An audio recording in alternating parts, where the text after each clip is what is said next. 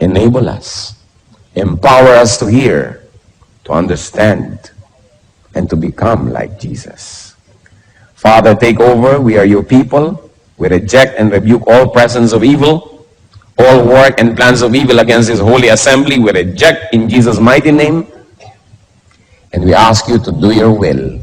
Let your will be done. We're confident, Father, that you hear as we ask in Jesus' mighty name. Pass that other kind of trial. And that other kind of trial is enjoyment.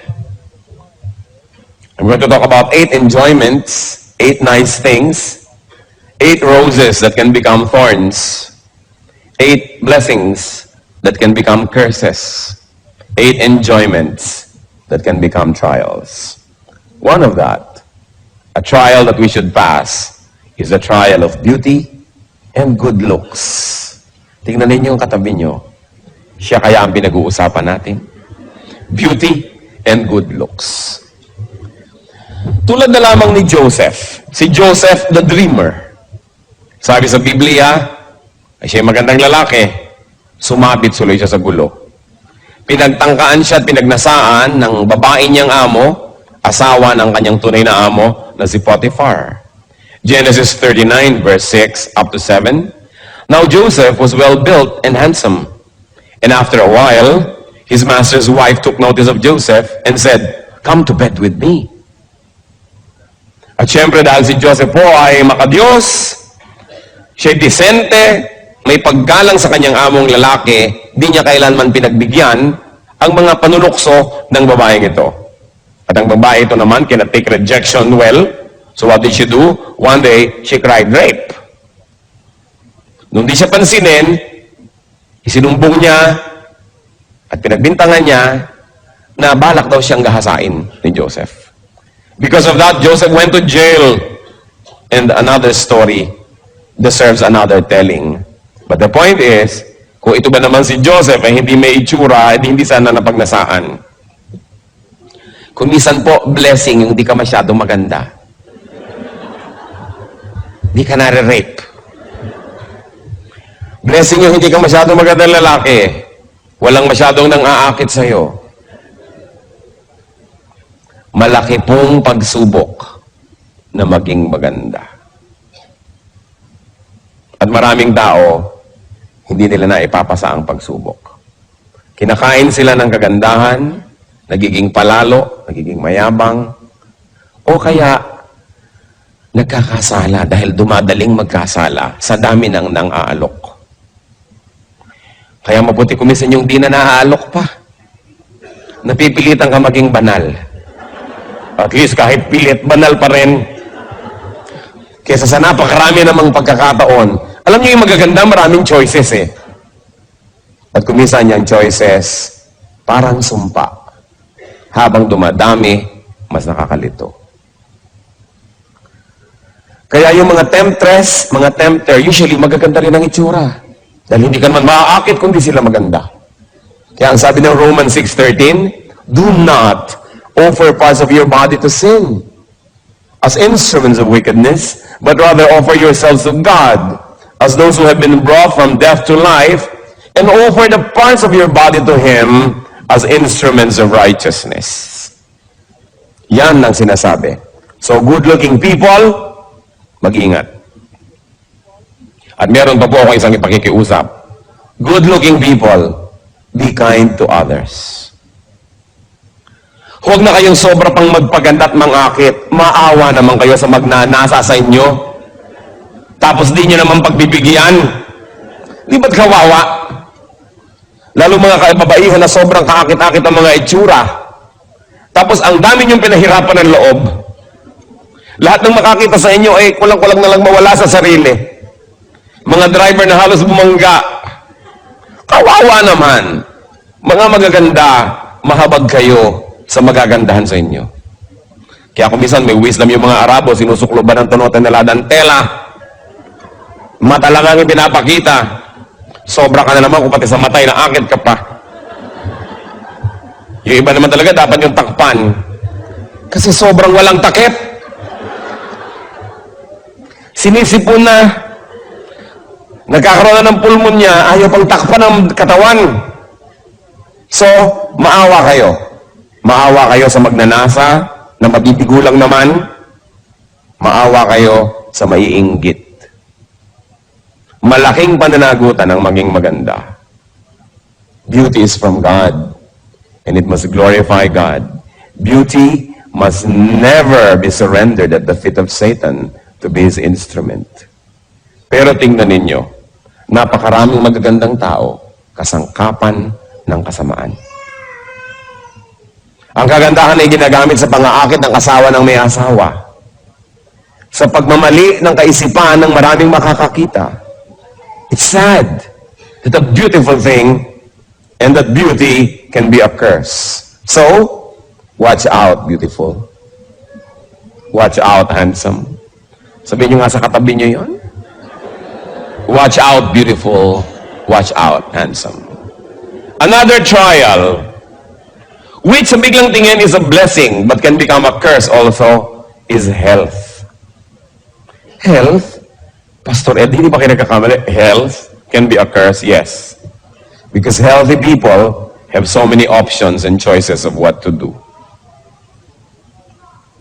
Katulad ng sobrang maliligsi ang mga paa, kung minsan kadadaling maghabol ng kasalanan at pumunta sa mga lugar ng kasalanan, kung yan ba naman yung nakapako sa kama at di makabangon, nagiging banal. You know, the body can do so much when you're healthy. That's why, when you are healthy, first you thank God, and then you watch that you don't allow your health to become an entry point of evil. Kasi pag malusog ang tao, maraming pwedeng gawin. At saka marami rin pwedeng makigawa sa kanya. Kasi kung ikaw naman sumusukan ng dugo, ay wala nang may gustong lumapit sa iyo kumisan, malayo ka sa temptation. Pero kung lusog-lusog mo, maraming gusto na dumikit-dikit at lumapit-lapit sa iyo. Kaya ang katawan natin, mas malusog, mas ginagawa nating alipin ng kabutihan. Sabi ni Paul sa 1 Corinthians 9:27, "No, I beat my body and make it my slave." You know, if you don't make your body your slave, it will be your master.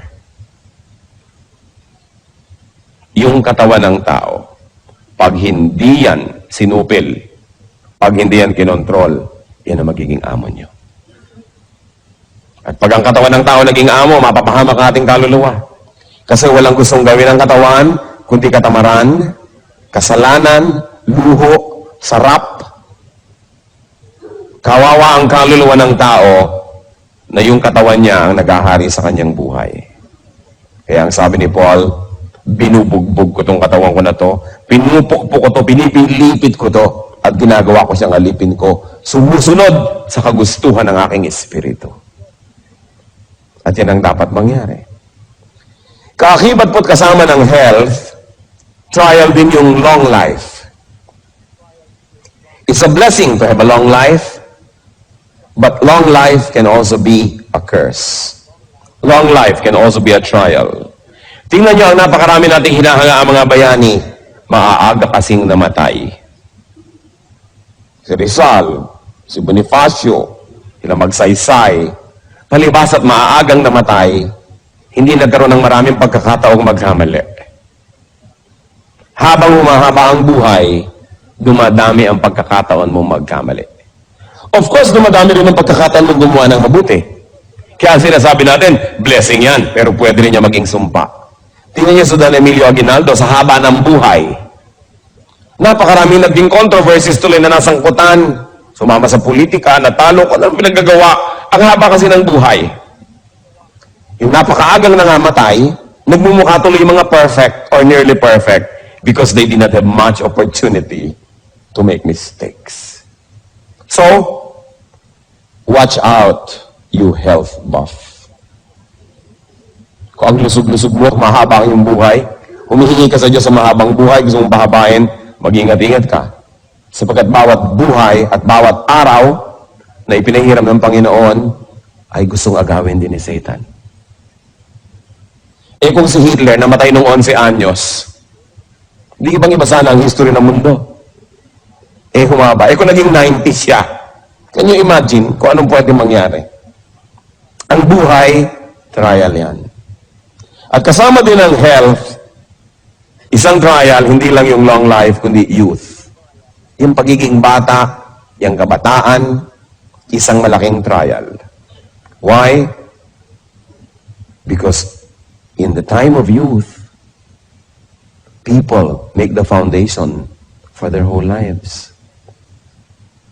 Kung anong ginagawa natin ng ating youth, sometimes kaladkad, daladala, pasan-pasan natin buong buhay.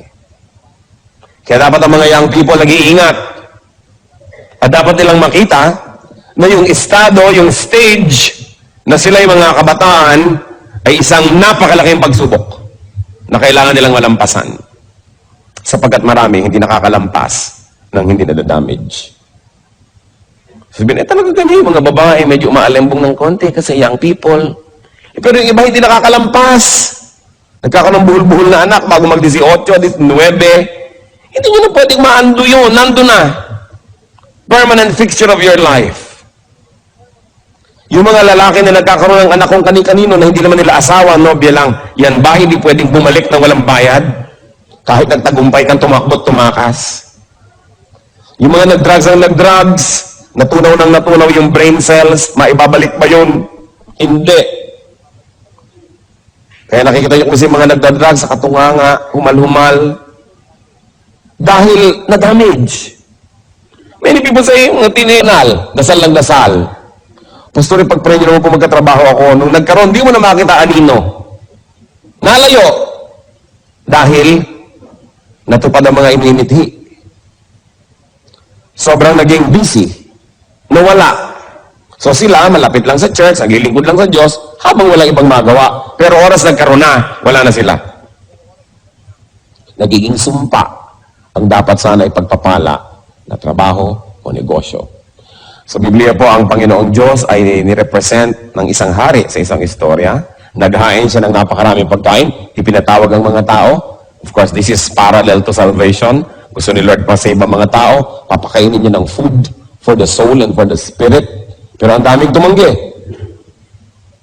Matthew 22, verses 2 to 5, actually verse 2, and you can go on reading on your own up to 5. Sabi, but they paid no attention and went off. One to his field, another to his business. Di nila pinakinggan ang imbitasyon. Busy kasi sila eh. It's a blessing to be busy. But it can also be a curse. Especially when you are too busy for God and for God's work. So watch out, you workhorse. Yung sobra kayo magtrabaho, wala nang lugar ang Diyos, sarili na lang, income, hanap buhay, climbing up the corporate ladder, this dog-eat-dog thing, watch out. There's another area of trial, and that is wealth. Ang kayamanan, napakalaking pagsubok. Malaking pagsubok ang maging mahirap. Pero napakalaki rin pagsubok ang maging mayaman. At kung sa akin ay papipiliin, mas mahirap dalhin ang pagsubok ng pagiging mayaman kaysa ng pagiging mahirap. Because it's terrible when you can afford your vices. It's terrible when you can afford to follow your appetites. It's terrible when you can afford to finance bad taste. It's terrible. So what you do with what you have is under scrutiny. What you do with what God gives you will be under judgment. Meron kaya tayong wealth, whatever it is, that we love more than God? What do you love above your wealth is watched in heaven. Hindi masama maging mayaman. Ang gusto naman ni Lord na maging prosperous tayo lahat eh. Pero oras na inuna mo na yung kayamanan kaysa sa Diyos, oras na siya ang iyong Diyos, kawawa ka naman. Kasi dinagdagan mo ang Diyos ng iyong buhay. Yung mga sumasamba sa salapi, kawawa. Sa halip na kanilang gamitin ang salapi at sila ang naglilingkod sa salapi. Sukdo lang sirain nilang kanilang mga relasyon sa kapwa, sirain nilang kanilang puri, reputasyon, kabanalan, magkapera lang. Then they become slaves. Luke 18, 22 to 24. When Jesus heard this, He said to him, ito yung isang mayamang lalaking sabi, gusto ko pong sumama sa inyo, gusto ko maglingkod, blah, blah, blah. You still lack one thing. Sell everything you have and give to the poor, and you will have treasure in heaven. Then come, follow me. Kasi gustong sumunod sa kanya nitong mayamang lalaking ito eh. When he heard this, he became very sad because he was a man of great wealth. Jesus looked at him and said, how hard it is for the rich to enter the kingdom of God. Of course, I like to add that it is also hard for the poor to enter the kingdom of God. Hindi na dadaan sa mayaman o mahirap yan. Kaya lang mas madaling malito, mas madaling malasing yung may kayamanan kaysa dun sa wala. Kaya nakita nyo, dasal ng dasal yung tao. Siguro walang pera. Pag walang pera tao, dasal ng dasal eh. Subukan nyo, pag marami ng pera, kung madadasalin pa. Doon, nagkakaroon ng pagsubok. Dasal ng dasal, siguro may sakit. Dahil bihira naman taong malusog ang paladasal. Dasal ng dasal, siguro nanganganib ang buhay. Kasi bihirang taong secure ang naaalala magdasal. Dasal ng dasal si Mrs. Naku, siguro may ginagawang milagro si Mr. Dahil bihira namang Mrs. na masayang-masaya sa kanyang Mr. ang madadasalin. Karamihan ng mga madadasalin, wala na kasing mapuntahan, pumupunta na tuloy sa Diyos. Kaya kumisan, nagiging pagpapala ang problema. Kasi lumalapit tayo sa Diyos. Pero imagine niyo kung gaano kalaking pagpapala yung malusog ka, masaya ka, kontento ka, masagana ang iyong buhay. Tapos madadasalin ka pa rin, malapit ka pa rin sa Diyos. Bakit ka ngayon mawawala ng magagandang bagay na yun? Bakit ka paglalaruan ng tadhana, samantalang malapit ka sa Diyos? Even na lang you're under trial like Job, na ibinalik naman lahat ng Diyos, dinoble pa. Kaya alam nyo, yung magkaroon ng maraming pera, napakalaking pagsubok. Subukan ninyong lapitan yung taong hirap na hirap sa buhay. Ilapit nyo ang Panginoon, mas madali siyang magdasal. Mas madali siyang makinig, mas madali siyang manampalataya. Subukan yung ilapit yung salita ng Diyos sa taong masagana, malusog, okay ang buhay, ang hirap sabihan. Sasabihin, kung mali ang ginagawa ko, bakit ako nagtatagumpay? Bakit pa ako magbabago? Baka may iba yung feng shui ng buhay ko, malasim pa ako. Samantalang ngayon, sinuswerte naman ako sa buhay. Kaya mahirap pong kausapin yung matagumpay. Liban na lang kung yung matagumpay na yon, ang kanyang puso nasa tamang lugar, kinikilala niya na ang lahat ng tagumpay niya, bigay lang ng Diyos, hindi dahil magaling siya, hindi dahil deserve niya, then dumadaling kausap. Yung maging masagana sa buhay, malaking pagsubok yan. Blessing yan. Pero pag hindi natin nahawakan ng tama, nagiging parang sumpa. Wealth also brings so much worry. Sa bagay, nakaka-worry rin naman yung poverty. Pero yung poverty naman, wala ka masyadong choice. Sumisimple. Pag marami kang pera, kaya mong limang kerida, ibahay lahat, dumadali. Dumadali ang pagbili ng mga bisyo. Dumadali. Lumalakas ang loob maghiwa-hiwalay yung mga tao kasi kaya naman nila maghiwa-hiwalay eh. Kasi alam niyo, may mga tao naman, hindi naman dahil nagmamahalan kaya magkakasama because there's interdependence, hindi sila mabubuhay economically na magkakahiwalay. And in that case, poverty helps to keep them together. Until they evolve or they develop in their thinking that they will be having greater and deeper reasons for sticking together. But for a while, it helps that they need each other. Kaya nga po, malalaman mo lang ang taong tunay na magalang, tunay na polite, pagka mayaman, pagka merong kaya sa buhay. Kasi yung mahirap, wala namang choice yung kundi maging magalang eh. May choice ba? Empleyado ka, good morning po. Diba? Dadaan ka sa mga nag-uusap, yukong-yuko ka. Ang galang-galang mo, ayaw mong tawagan siya ng oras ng siesta. Ang galang mo, kasi baka nasa ilalim ka ng kapangyarihan niya. Pero oras, na ikaw na yung makapangyarihan. Oras na ikaw na yung may pera at magalang ka pa. At hindi mo na kailangan ng tulong nila, pero magalang ka pa. Yun lang nagkakatalong nalalaman, magalang nga siya. Because many people are forced by circumstance to be nice. But when you don't need people, when you are independent economically, in fact, when they are dependent on you and you're still nice, then that's your true character. Kaya po yung magkapera, magkaroon ng kapangyarihan, napakalaking pagsubok at konti lang ang pumapasa. Kasi kadalasan, pag mataas na yung ranggo mo, wala nang sisita sa'yo, kung ano na ang pinagkagagawa mo. Kasi wala nang sisita sa'yo. Kaya marapat ibalik ka uli sa mababang ranggo para ka tumino. It is a great trial to have power. It's a great trial to have wealth. Because you can do what you want. And when you're able to do what you want without having to submit to anybody, that's when your true character shows. Mahalaga. Isip-isipin natin. So watch out. Let's see. Tingnan nyo nga katabi nyo kung mukhang mayaman. Baka nagpapanggap lang siya para wag niyong dukutan. Pero mayaman pala. Yung mariwasa ka sa buhay, may kaya ka, trial yan. Then, another trial is knowledge. Knowing is a burden. Knowing more is a heavier burden.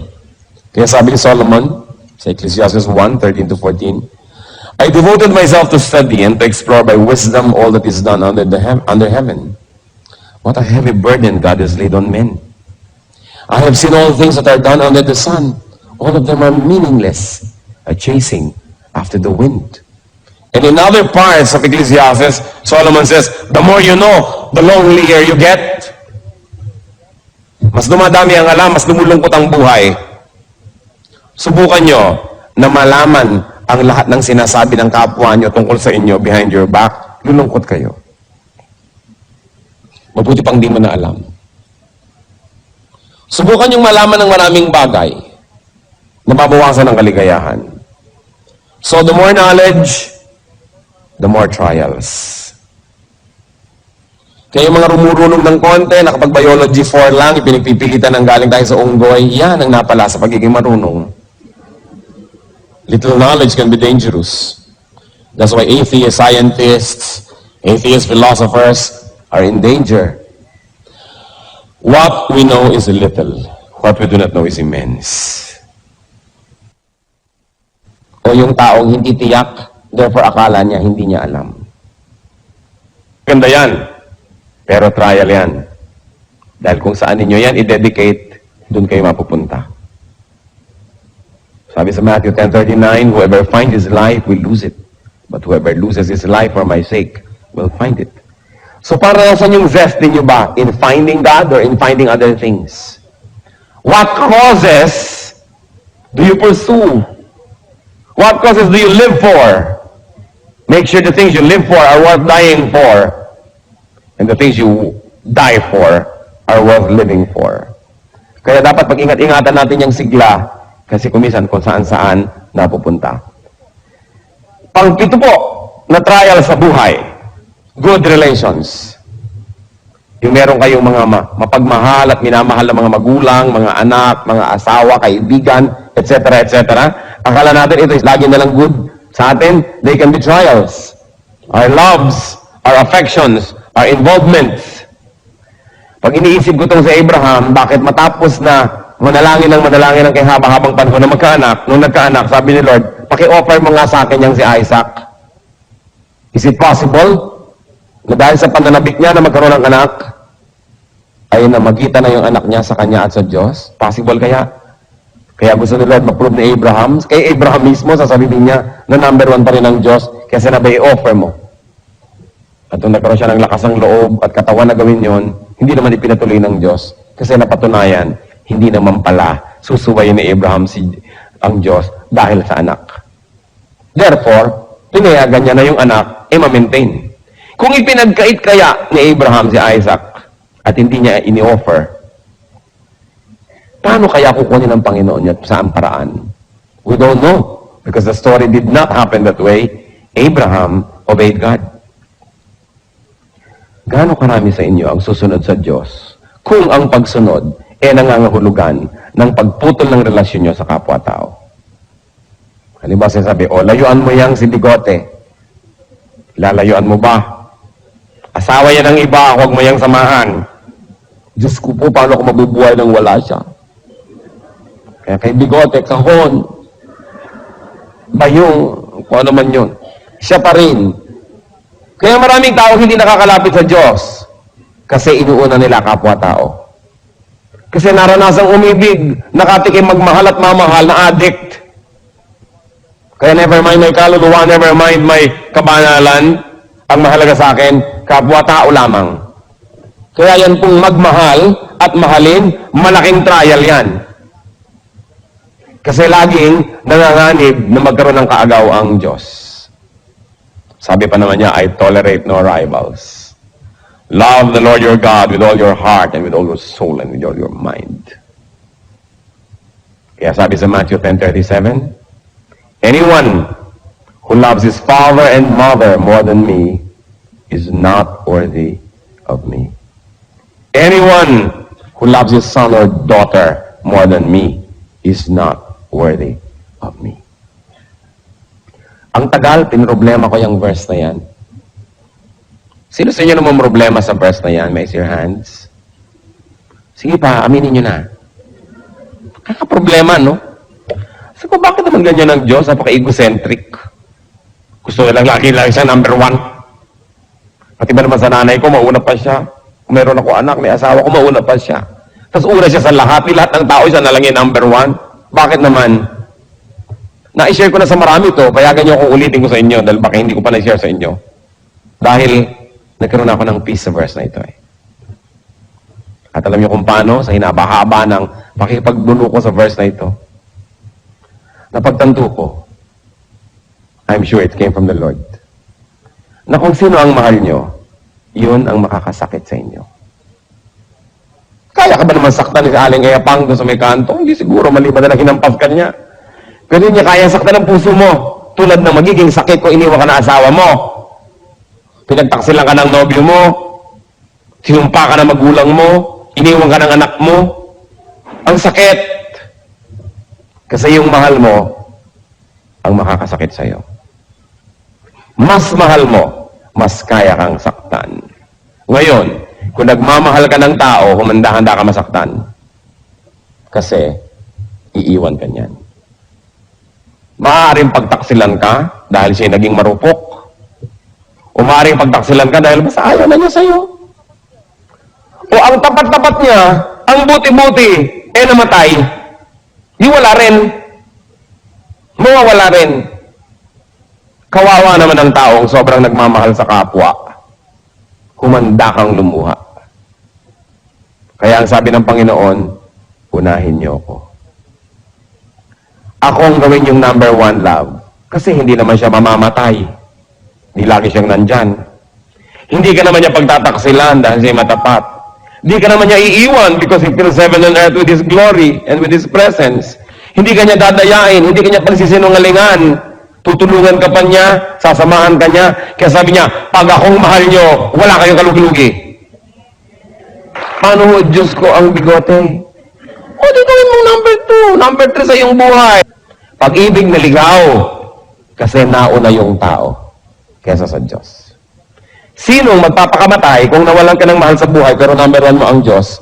Hindi. Kaya mga nagpapakamatay dahil sa pag-ibig, alam mo, ay, nakakalungkot mang isipin na tabunan ng Diyos, nagmahal ng kapwa, ng lubos-lubos. Lampas sa kaloob.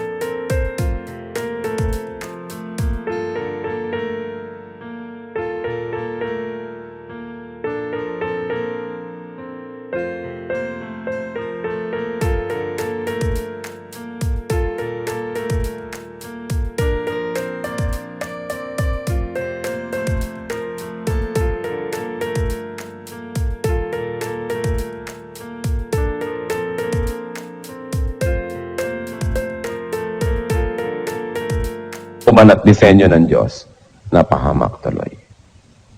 Pangwalo, sana bala ko mga 100 pero tama na siguro yung 8, no? Pangwalo na trial, accomplishments. Akala nyo trial ang kabiguan, mas malaking trial ang tagumpay. Accomplishments.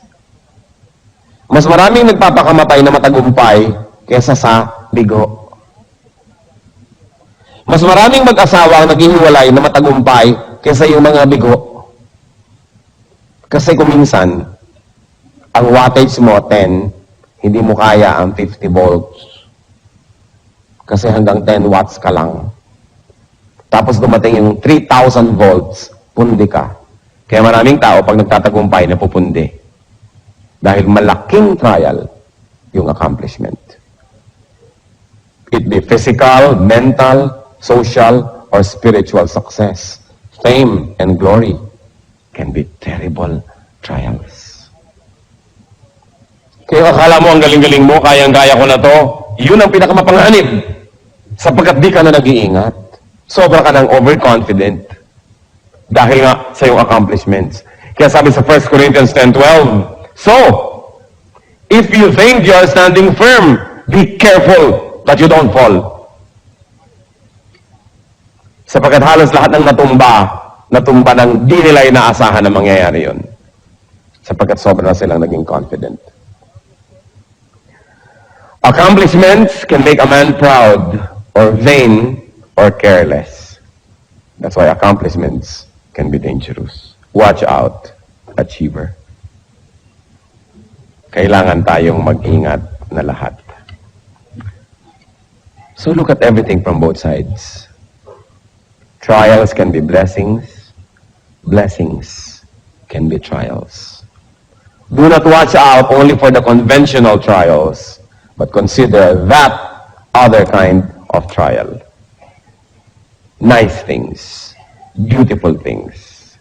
Kung hindi kayo masisira ni Satan sa pangit, sisirain kayo sa maganda.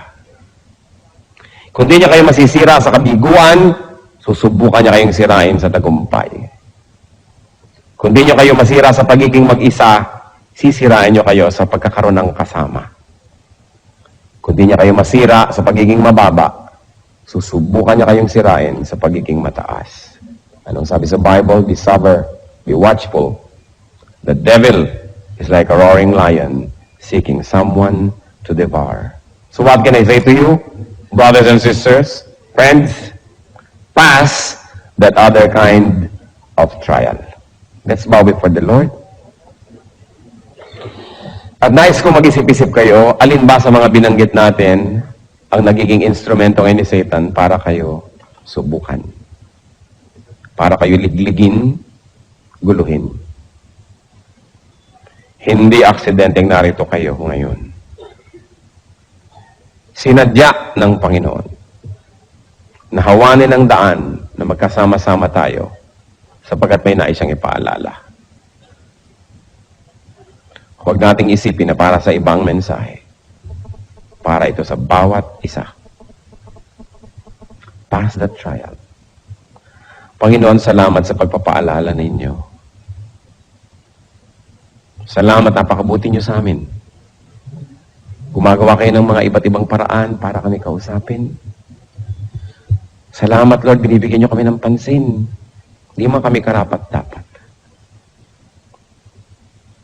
Ipakita nyo nga sa amin ang mga bagay na sa biglang tingin ay mabuti, subalit pag di namin binantayan, maaaring maging dahilan ng aming pagkadapa. At maaaring nagiging dahilan na ang ilan. Turuan niyo po kami.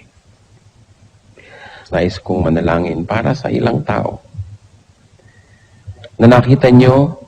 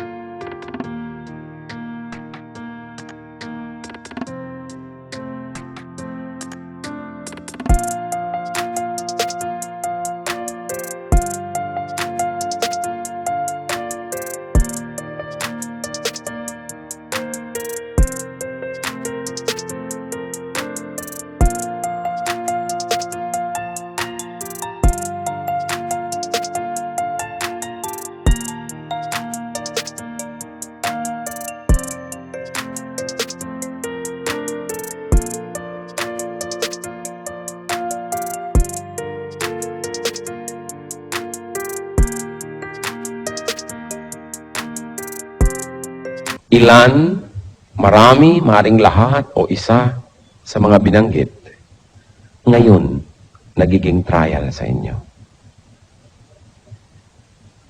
Nais kong ipanalangin na palakasin kayo ng Panginoon. Nais kong ipanalangin na bigyan kayo ng Panginoon ng matang makita ng malinaw ang mga pandaraya ng sanlibutan. Sino man sa inyo magsasabi, yes, meron sa mga binanggit na nagiging dahilan ngayon para ako'y subukin. Nais kong malampasan, nais kong maging malakas. Hihingi tayo sa Panginoon ng pagpapala. Sino man ang magsasabi niyan, we're going to pray. Who else would like to say, Lord, you made me realize and you made me see the trials that I probably never saw clearly before. But now I like to surrender to you and to announce to you, O Lord, to say to you that I need you. Individually, brothers and sisters, kausapin niyo ang Panginoon. Narito siya. Damang-dama kong narito siya. Kausapin niyo. Humingi kayo ng lakas.